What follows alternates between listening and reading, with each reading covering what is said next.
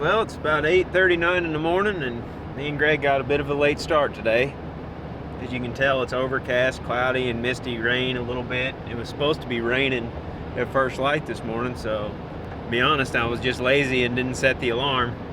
Just figured it was going to be raining. I woke up about 7:30, 7:45, and the road out in front of the house was dry. It hadn't been raining. It wasn't raining, so I called Greg and woke him up, and we jumped in the Hummer, and we're going to go see if we can find one here midday. It's a little cool. It could start raining at any point, so don't know how long we'll have to hunt, but we'll cruise around and see if we can spot something, or stop and call a little bit and see if we can get one to gobble.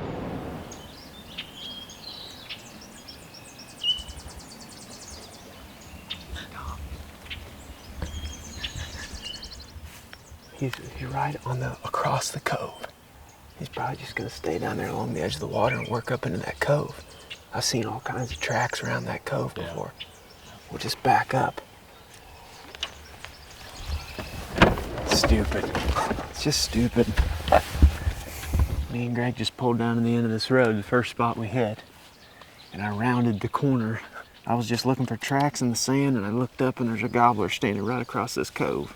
So me and Greg are gonna cut through these woods and try to get over there on the bank of the lake where he's at, because he was working back to the north. It's a nice pretty green cove up here. Hopefully he's headed that direction and we can cut him off. I don't know where that water ends up there. I know he's just right around the corner right there. That's the last place I've seen him anyway. Just get on that little side hill and then work down there to that side with him.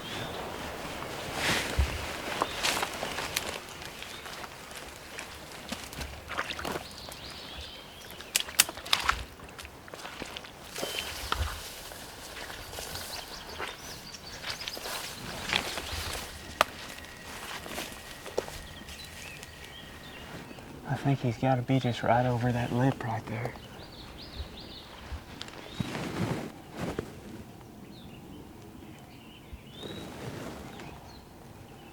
There's a little bit of a rise right here on this point. I think he's just past that, right on the edge of the lake. When I seen him, he wasn't 10 feet from the water. Let's just get up here in this brush pile, Greg.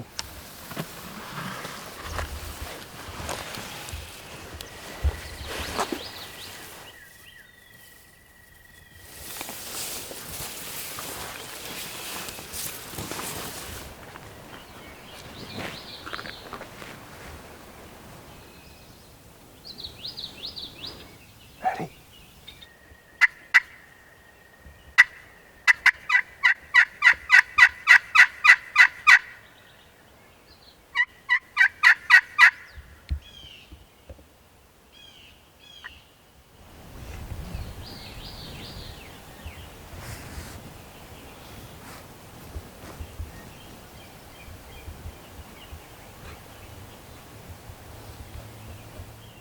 Hasn't gobbled at all.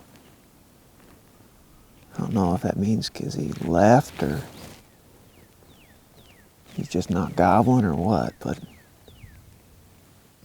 we'll scoot back and get against this tree. An uncomfortable spot right there.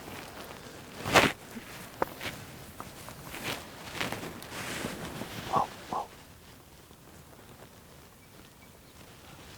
Oh shoot, there he is, Greg. Greg, there he is.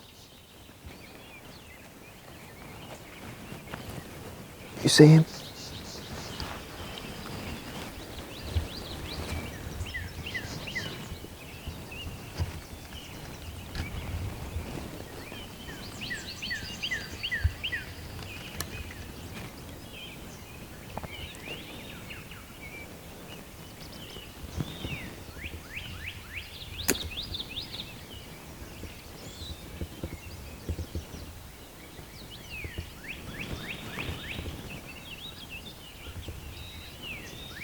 Here he comes.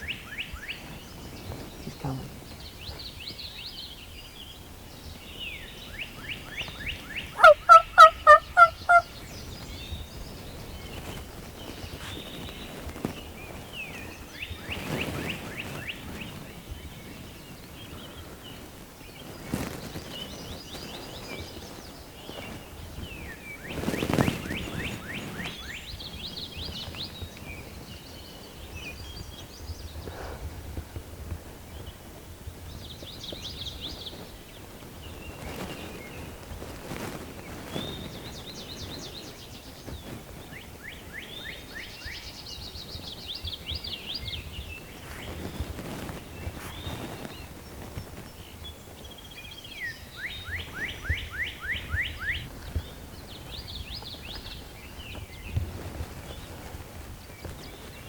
I'm on him.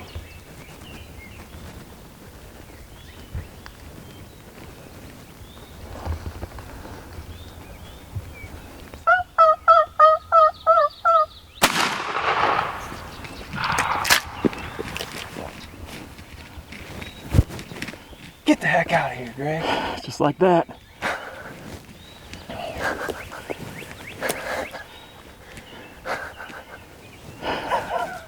Never gobbled once. Yes. I started sliding back behind this grass right here. I called, yelped pretty loud on that thing. Didn't hear a response. I knew that's the last place I seen him was right over that little knob right up against the lake. So I yelped, didn't hear a response. I picked up the volume a little bit, didn't get a response, but I just figured, man, day like today, they may not be gobbling much. Cloudy, overcast, cool. So I just put the call away, and I figured we'd just sit here for a while. I sat there for, I don't know, what would you say, 10 minutes maybe? Mm-hmm. Never heard nothing, never saw nothing. About that time I decided I'm gonna slide back here and get up against a tree because I'm uncomfortable with my head sitting on this log. So I started sliding backwards through this grass, and I peered back up through there, and I could see his head sticking up. And I'm like, uh-oh, he's probably got me now. But I think I was just low enough in that grass he thought I was a turkey. Because then I just started yelping with my natural voice, just my mouth, like that. And he just calmed down and started coming in. His head definitely changed color. When I first seen him, his head was red and dull. Yeah. But I think he saw that Jake decoy and started coming to it. The decoy's so close to us though that I'm shuffling around, moving around in here. He must have just thought I was another turkey because I got all this grass in front of me. I actually could not shoot through this. I had to weave over here and shoot underneath of this limb. And I yelped it to raise his head. And loud, man. He wasn't but about 20 yards, 25 yards maybe. Not far. The thing I'm always worried about is if I'm set up and I'm calling and not getting a response is that the bird can't hear me or the bird has moved off. And then you're sitting there wasting your time because the turkey's going the other direction or he's moving up to the left. But patience is almost always the best answer in turkey hunting. That thing definitely helped. Because as slow as that turkey was coming in, I don't think he would have just walked over here. I mean, we'd have had to kill him at 45 yards down through that stuff. That was cool though, watching him pick his way down through those trees. Feathers everywhere. Oh yeah, sharp spurred, 2-year-old I think. Look at them little bitty sharp spurs on him. Nice long beard on him. Yeah, it clobbered him. Clobbered him. Cool, man. Let me think. See, I shot him through that little bitty hole. He had to have been right in here somewhere. I just peeked through that little hole. You know, all that cover right there, right in front of us, saved us right there. Yeah. He just thought I was another turkey and they're moving around. He never sported it much though. That's a good tip though. You're hunting turkeys that aren't gobbling or on a, you know, below average weather day. Just get out and try to spot them. I mean, that's how we've killed a lot of turkeys on public land, especially here in Iowa over the years, is we get out here and we do a lot of cruising around, a lot of glassing. We're looking around the edges of this lake. We're looking at fields, that sort of thing. I mean, it rained a little bit last night, so the turkeys are gonna be out in the open today, drying off. Even though this one in particular wasn't gobbling, he was in a spot where we could see him. And I'd seen turkeys down here before, that's why I walked down that road. And I just peeked over there and he was standing right over here on the side of this bank up against the lake, down there in the open, preening. So did you get punched in a jar or did you have a good hold on it? Oh no, I got punched. Did you feel it? Mm-hmm. I got punched. I don't even know that I had my hand on the forend on that one, because I was like, twisted and stuff up underneath of there. Always seems like I'm in a bind when I shoot them. And I flinch so bad that I don't want to be holding the forend so tight, you know, white knuckling it, because I'm afraid that if I've got it too tight and I go to pull that trigger that I'll flinch and miss. So I just don't even hardly hold it. I just let it kick. Yeah, I just let her float and get punched in the face, take the punishment. But I'll take a black eye for a turkey. You always hear, every time I've noticed this in watching my videos, like the footage of my turkey kills, and I don't really notice that I'm doing it subconsciously. Every time before I shoot one, Yeah. And like I said, I don't really notice that I'm doing it, but what I'm trying to do there is to get the turkey to raise its head. And that's exactly what he did right when I shot. Like, he was kind of walking and his head was moving. I'm trying to get the turkey to stop, raise its head, and give me the best target possible. That's why you always hear me, boom. Well, as the cameraman, I like that because I know you're about to drop the hammer, so I can anticipate it. I know the shot's going to go off. Yep. It gets them to just raise that head up. And I noticed too, it works better than just a cluck. Like a lot of folks will say, just cluck or putt at them to get them to raise their head. But when you're yelping at them like that, I'm yelping through the shot. Like so he's still looking, he's hearing that sound. You know, if you just cluck or putt and they're that close, I mean, he may pop that head up and take 2 quick steps or something. He may make him real nervous. Instead, he's just looking for that sound. And usually it takes him a few seconds to realize you're not a hen at that point. That's too late. Yep, and then it's too late. I almost called up in those woods, and I think that would have been a mistake because he never gobbled to my calling right here. Chances are he wouldn't have gobbled to it up there, but he was interested in it. So if we would have called up there in those woods, there's a real good chance he would have started to drift this way. And then when we got down in here to set up, he would have had us busted, you know. That turkey was right down there. Right, well, you can see where the pelican is in the water.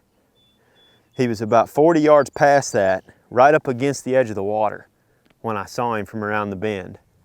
And you can see this very slight contour in the hill. And then there's the brush pile that we were set up against, where that dead tree fell over and created a bunch of good ground cover. And Greg and I were thinking about coming in from this direction, but if we would have, we'd have been busted from a long ways. It was the right move going around and getting in that ditch, and then coming up that side right through there. You can see the ditch, and we popped up right there, and we had this little bitty hill right here, right in front of us that was shielding us from the turkey. But it allowed us to get inside his bubble and get close enough to him to call to him and pique his interest just enough to come and have a look. It's really the secret to turkey hunting, is being able to get close enough inside of their bubble to make them come look for you. Don't always work, but in this case it did. That was cool.